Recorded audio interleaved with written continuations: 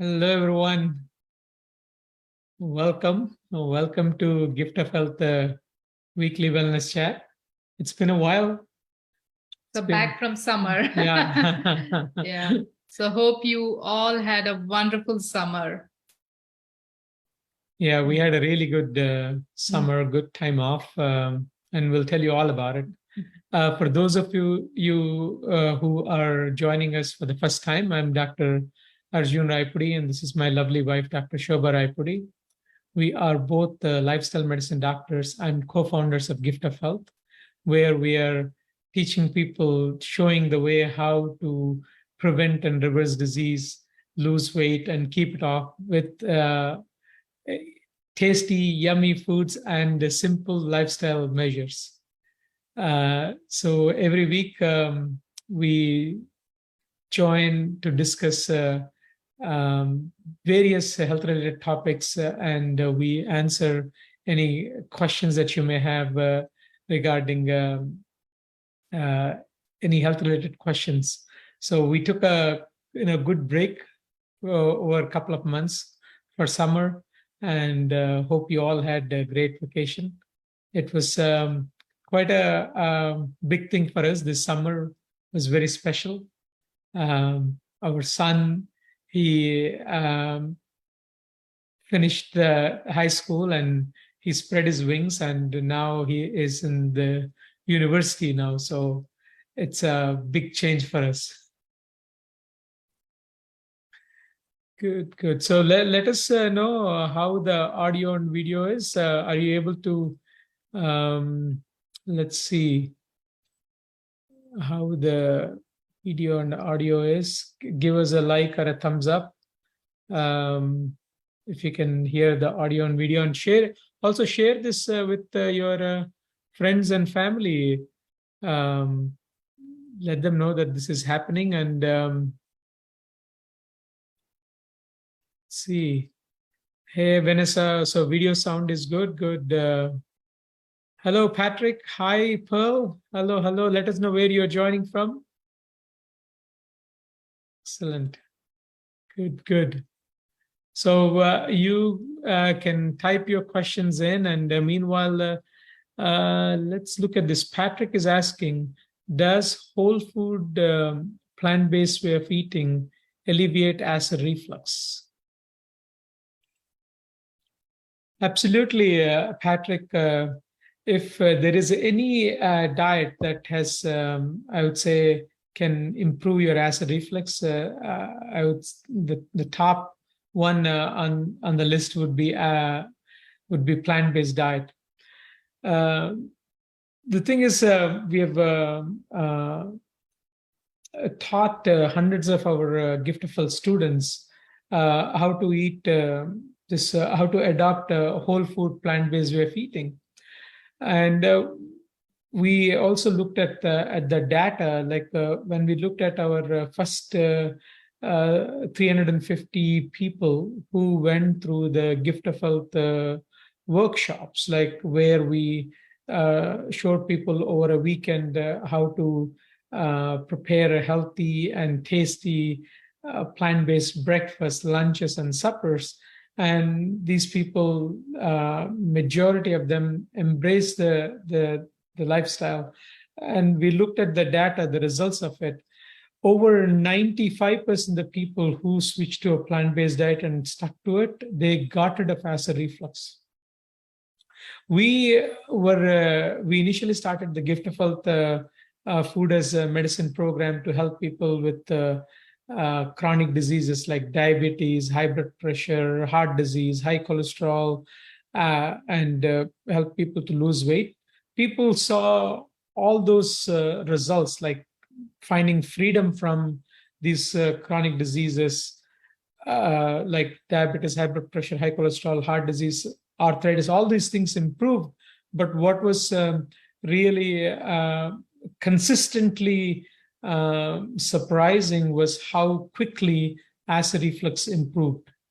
You may ask, why is it the plant-based diet is so effective to alleviate acid reflux?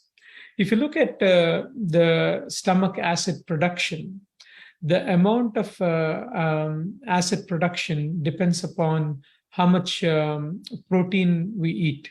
Especially research shows the more animal protein you eat, the more acid stomach has to make, because the animal protein has to be broken down into what is called peptides.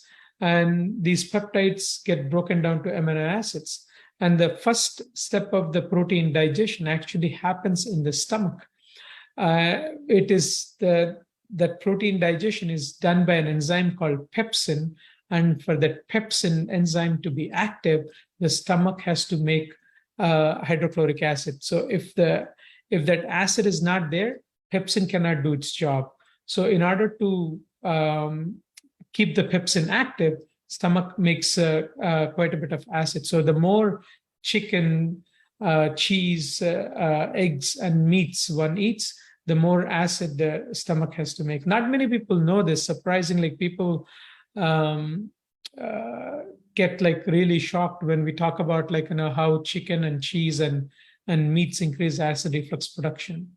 Other thing is, it's not just the amount of acid that is sitting in the stomach, it's also how long the food is sitting in the stomach, because what we want is the food to just enough time for it to be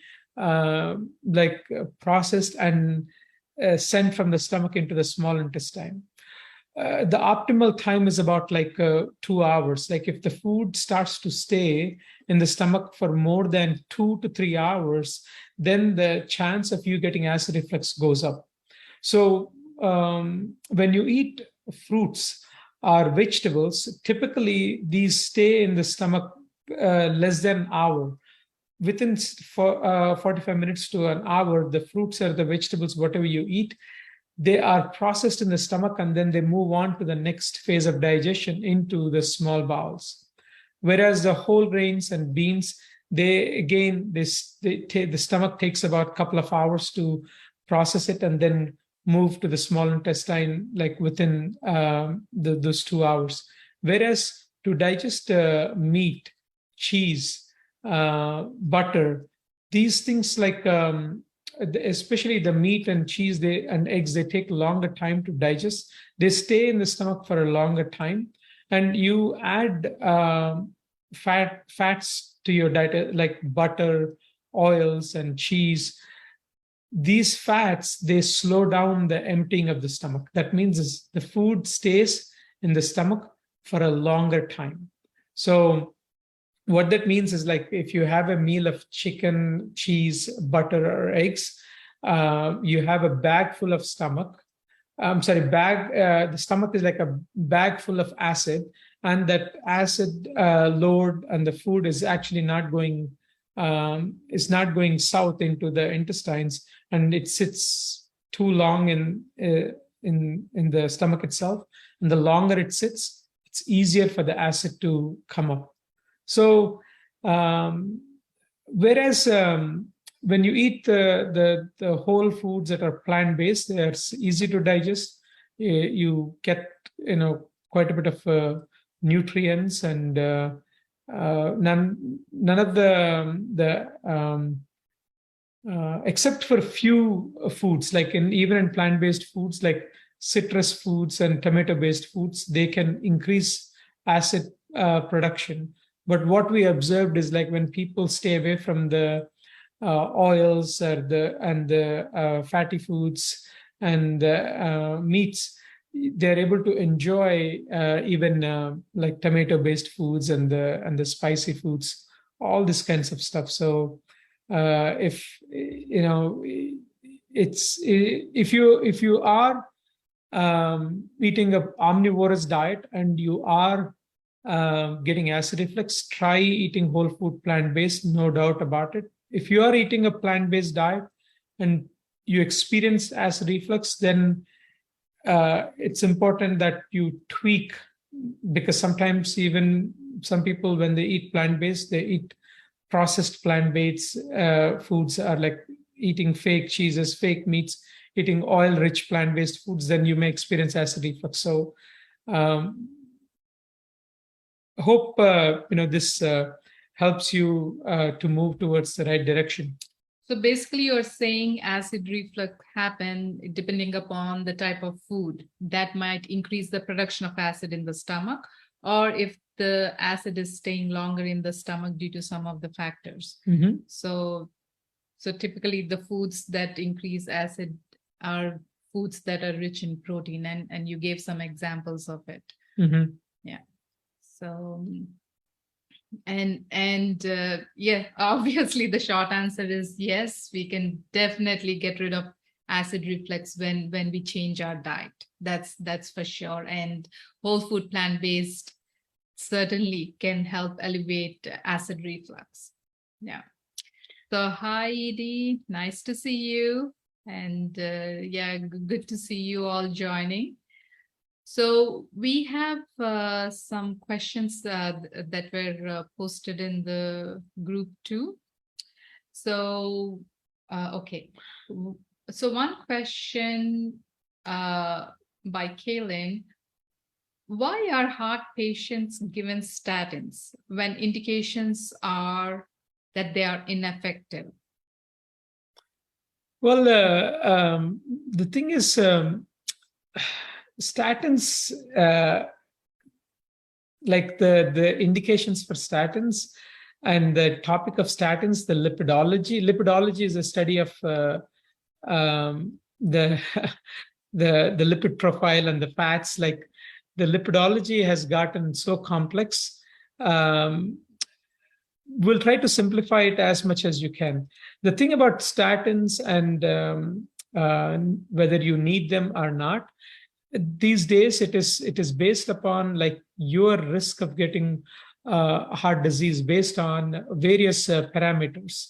Like there are different calculators which stratify your risk of getting atherosclerosis and heart disease based on like your age, your sex, your family history, your cholesterol levels, and your other lifestyle factors. So there are many factors that influence your risk of getting atherosclerotic disease. Or if you already had heart conditions, then it also puts you in a different risk stratification. So the thing is, the short answer is statins are effective for people when they're given for the right indications. They are no, there are multiple research studies showing that statins lower the mortality and the morbidity in patients who have heart disease. They decrease inflammation, they lower the cholesterol levels. So I wouldn't say statins are ineffective. It's just that like you have to have an honest discussion with your doctor, like who can help you make that decision and give you the risks and benefits of being on this statin medication. Now, you may ask, okay, how does it compare with eating whole food plant-based way of diet? There is one good study done by Dr. David Jenkins from University of Toronto. He actually showed that you can lower your cholesterol by switching to a plant-based diet, and the amount of cholesterol that you can lower is almost like by 30% from your like whatever your level. You can drop your cholesterol level up to 30% just by changing your diet, and that is equivalent to what statin drugs do typically within 2 months. So eating a plant-based diet is very, very beneficial. Like if you want to lower your cholesterol, if you want to lower the risk of getting heart disease. I don't see any reason why not to do both, right? Especially if you had a heart attack, or if you have heart disease, if you have high risk factors, then switch to a whole food plant-based way of eating. And if statins are something that were recommended by your doctor and you're being monitored, like your LDL cholesterol, your total cholesterol, all these things are being monitored beyond the medication. And then if your cholesterol numbers come down and you change your diet to a whole food plant-based way of eating, then you can discuss and negotiate, hey, my cholesterol has come down. And this is something that many of our Gift of Health students have done, is working with their doctors under our guidance. Like we show them, we simplify for them, like how to eat plant-based way of eating, how to adopt this lifestyle. And over a period of time, like when they have switched to a plant-based way of eating, like oil-free, then naturally their cholesterol, total cholesterol came down, and the LDL cholesterol came down. And then they slowly came off of statins. So it is possible. So like one factor to recognize is obviously it's easy to prescribe pills than prescribing lifestyle change, because it takes effort for the patient to make that lifestyle change. So that's why you would definitely see statins being prescribed. So there is nothing wrong in that. But the thing is, if you can work towards changing the lifestyle, that is actually huge. That has a lot of benefits, where it's not only helping you reduce the risk of heart disease and healing you, at the same time, it's also taking care of different other chronic conditions that are happening due to poor diet and lifestyle. So like if you can change your lifestyle, that's the best thing that you can do. So is it dangerous to discontinue statins? Well, there are, like if you are on the statins for the right indication, then like the right indication is to lower your heart disease risk or lower the risk of getting strokes. And if you have like a very high cholesterol, then statins are doing a job of like lowering your risk of getting a heart attack or stroke, or decreasing inflammation, because statins also have shown to decrease inflammation. So if you are on the statins for right indication and you discontinue them, then your risk of there is some research showing that your risk of getting these the atherosclerotic conditions, the progression, it actually increases. So it is, anytime you discontinue these medications, this is something that you want to have discussion with your family doctor. Like, what is the risk versus benefit of discontinuing this medication? And if you want to discontinue statins, then it's important that you show it to yourself that you have been able to lower your cholesterol with plant-based eating, or with your lifestyle measures. Like once you have shown to yourself that your numbers are better with lifestyle changes, and you are doing this in conjunction with your doctor, like, hey, you have to work with your doctor sometimes, because honestly, most of the doctors are trained to prescribe medications, but it's not a common practice to de-prescribe. Like, we are not taught typically how to encourage and guide and encourage these lifestyle measures. This is not something that is typically done in the conventional setting, because the reality of it is it takes a huge amount of effort from both sides, from the patient side and the doctor side, to help you make the necessary lifestyle change. So Gail is saying exactly that's what happened to my husband. He's off of the statins. He worked with his doctor and his blood work was monitored for 3 months. That's wonderful, Gail. Thanks for sharing that. So here you have a good example, Kaylin, where you're asking, is it possible to discontinue statins? Yes, this is, it is possible, as Gail is sharing, and we have seen this with hundreds of Gift of Health students as well. It is something that you have to work with your doctor. There are reasons why like for some people, statins, they don't tolerate that well. Statins have side effects. Like some people have like muscle aches, some people develop like weakness, some people develop like liver toxicity. So that's why your doctor might monitor your liver enzymes periodically when you're on statin. So uh, because of these side effects, and these side effects also happen quite frequently in some population. Um, and also taking medication daily basis, it's inconvenient too, like popping a pill every day religiously. Compliance, like it's hard to be compliant. And medical research shows that in some studies, almost the 30 to 40% of the patients, they just don't take medications even they're prescribed. So there is issue of compliance, there issue of convenience, there issue of cost, and the side effects. So there are issues like why. Yeah. So Gail is saying, yes, 3 years we were plant-based, not a quick fix. See how long it took. Yeah. So it's a testament like the persistence and persistence and persistence. Like, so Gail is sharing that took 3 years of being on plant-based, and her husband was eventually be able to come off of statins. The thing is, sometimes when we make lifestyle changes, uh, some of us will love to see quick results. Yes, quick results are great. We have had patients who had quick results. Like we had patients who were taking 2, 3, 4 medications for high blood pressure for decades, for like over 2 or 3 decades, over 20 to 30 years.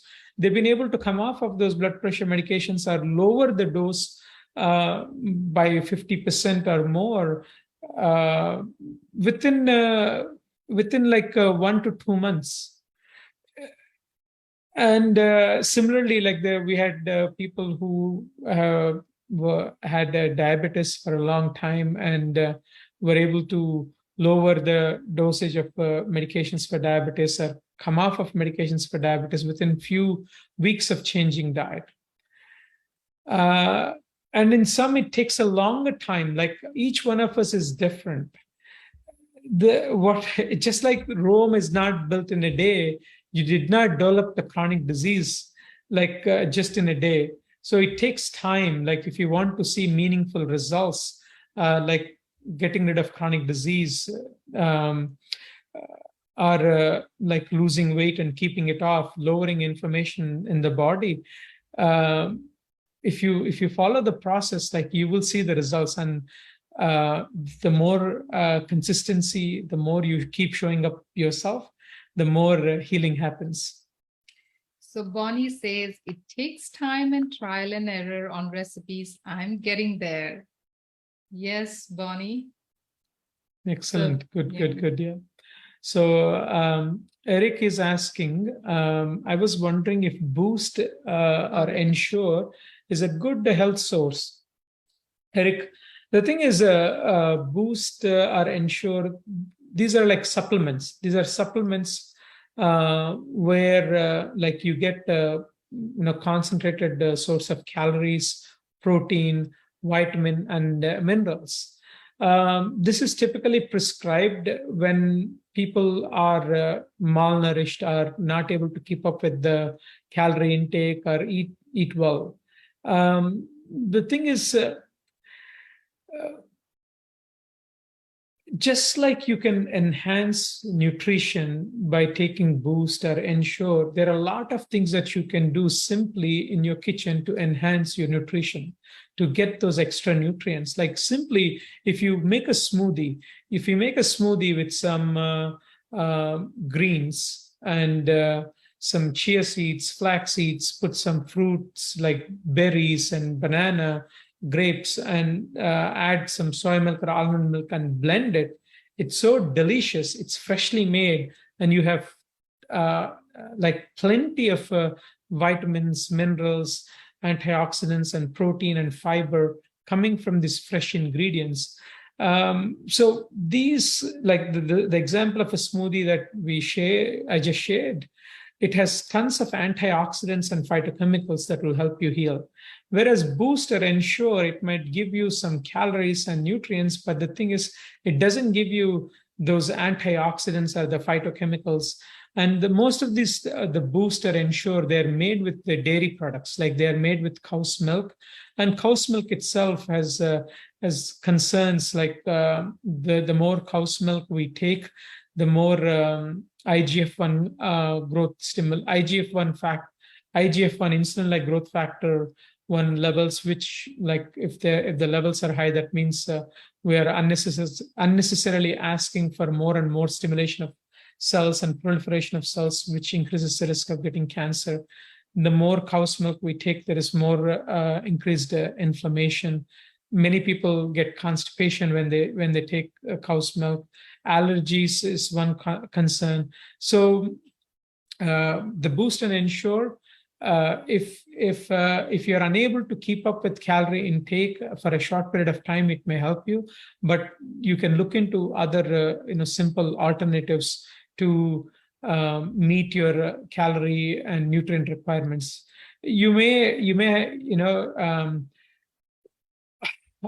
we are giving you some general picture, but if you're working in conjunction with a dietitian and or a doctor, like if it is a cancer patient or something, then if they're not able to keep up with calorie intake, then Boost or Ensure may be a good resort. So you have to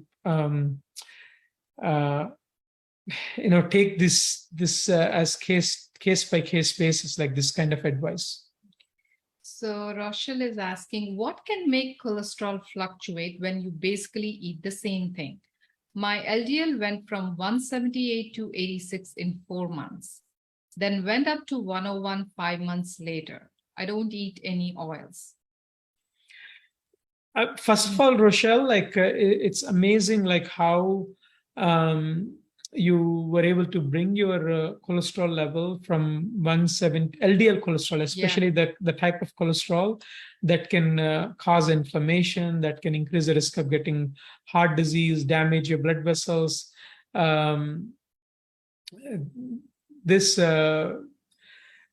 It's amazing, like the results that you saw, like bringing your LDL from 178 to 86 in 4 months. That's great. So suddenly it looks like you use some dietary intervention to bring your LDL from 178 to 86. Yeah. So and you're saying that like it went from 86 to 101. So that is 15 points increase. Like sometimes the lab itself, like you may have a 5 to 10% error with the lab itself. So you can recheck it, in a couple of months and see if that stays true. The other thing is also see if you want to check and see and bring your cholesterol even like more lower. See what percentage of the calories are coming from the fat. This is a good piece of advice from our friend, Dr. Shane Williams, who's a cardiologist. He typically puts his patients on a low-fat plant-based diet, and one way you can monitor the fat intake is just to put everything that you're eating in a chronometer app, CRONOMETR,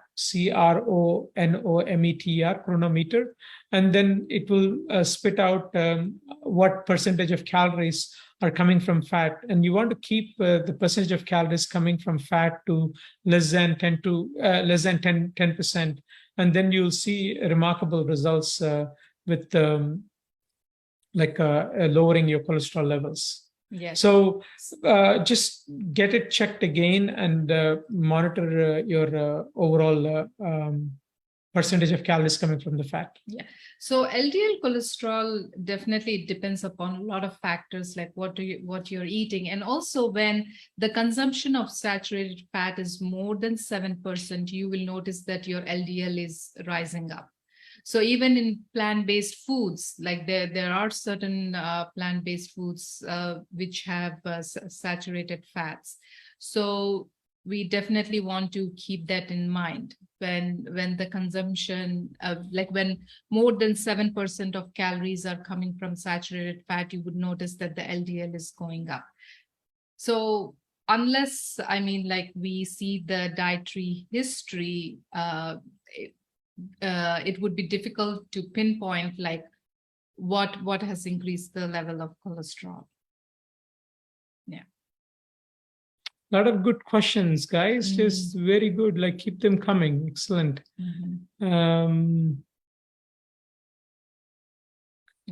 So Rochelle is saying, I'm eating whole food, plant-based, low fat, probably around 10 to 15 grams of fat daily. Yeah. Good. So it's good. Like you're in the right direction. Just monitor, like maybe just for a 2 or 3 weeks, do a food journal, and then monitor it and see exactly what percentage of calories are coming from the fat. Yeah, and also it also depends upon how processed the food is. So sometimes even though we are eating the plant-based foods, like are we eating in the form of flour, or are we eating in the form of whole grain? So even that matters. So like, are we consuming the foods in its processed form, or are we consuming the food in its whole form?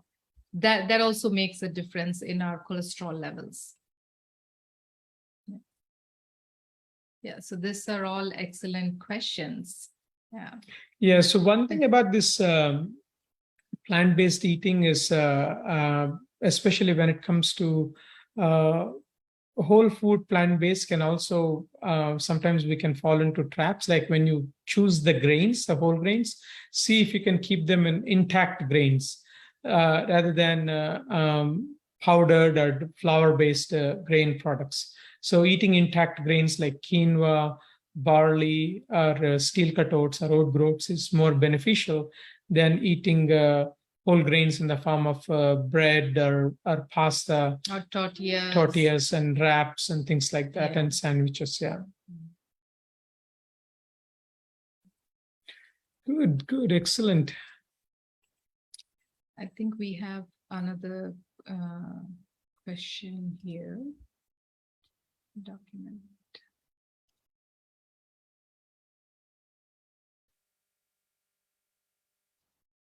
I think that's it. We are at the end of the questions here. That's a good start coming back from the summer break. Let us know how summer was for you.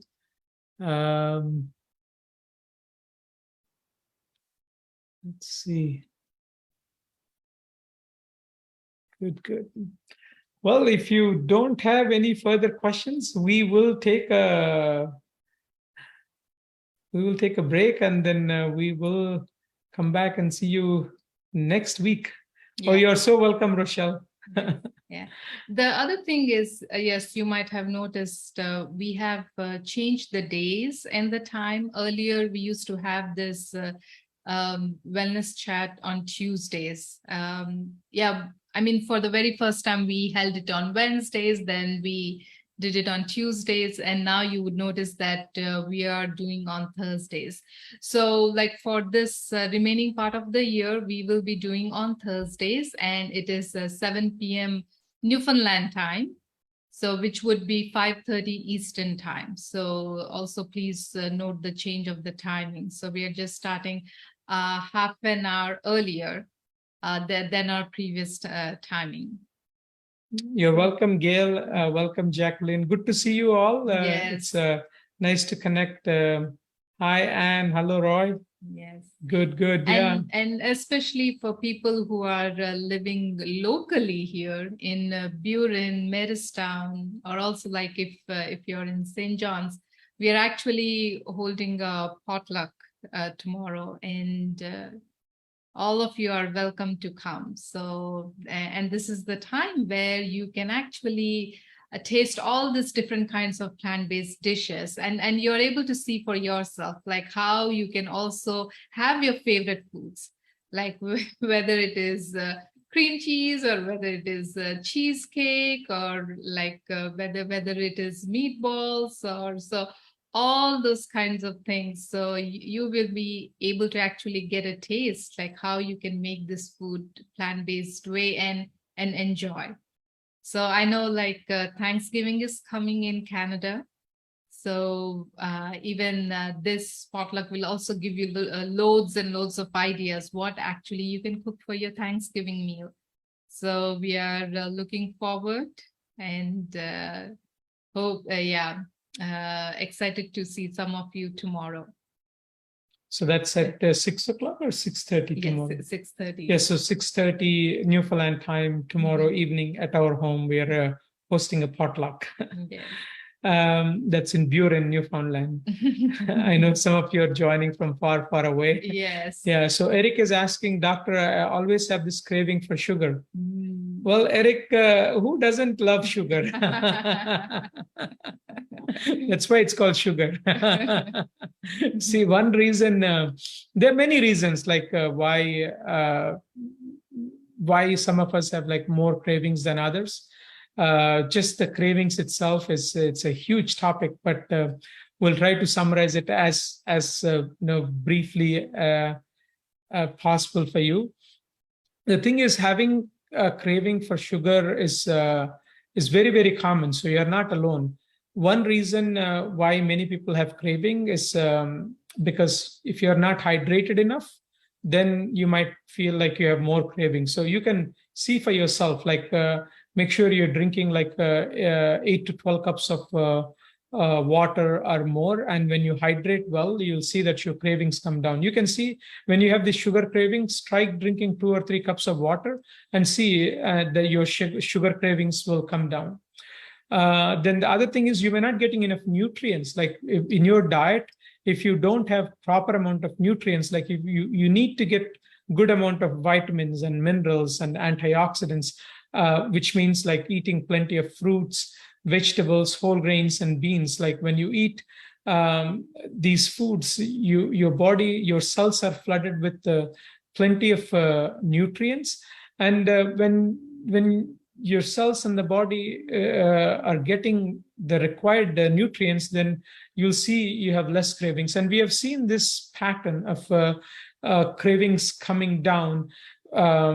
Like in our students, in the Giftofhealth students, like when they start eating plant-based way, within few days to weeks, their cravings for sugar came down naturally without trying. So one is hydration, the other one is proper nutrition, and the third one is sometimes it may be emotional eating, like stress eating and emotional eating. Like when we are stressed or bored, or then we try to find comfort in these sugary foods or fatty foods or salty foods. So if you know how to handle the emotions a little bit well, and if you know how to find comfort non-food ways, like maybe going for a walk in the nature, or doing a 15-20 minute exercise, or reading a book, or journaling, or listening to a music. Like there are many non-food ways you can like find comfort within yourself. So even that strategy helps overcome cravings. Then one other there are many strategies, but one other popular strategy that we have used for a long time is to plantify your craving. Plantify your craving means like whatever you are craving, you create a healthier version of that. Because most of the sugary foods that you buy from the store, these are made with a lot of processed ingredients. Rather, you can make a sweet stuff at home without using too much sugar and using whole ingredients. Like, for example, if you love sweet stuff, you can make what is called chocolate date nut rolls. So basically, like you can crave anything. I mean, like whether it is sweets, whether it is salty and crispy things. So no matter what you're craving. So if you're craving for chocolate, definitely like you have chocolate recipes. Yeah, so chocolate date nut rolls, Rolls. it's very easy to make. The recipe is on the Gift of Health website. You just need the dates, and you need a few semi-sweet dairy-free chocolate chips, and just easy to make. And you can just make one and enjoy and satisfy the sweet craving. And we also have recipe for like black bean brownies, where you're using the ingredients like beans and oats and so healthier ingredients. And you can make something called like a maple popcorn, which tastes like caramel popcorn. Make the popcorn and drizzle some maple syrup. So there you have like three sugary treats like maple popcorn, black bean brownies, and chocolate date nut roll. So you can plantify your cravings. That means making these sweet or the salty or the crunchy foods with the healthy ingredients.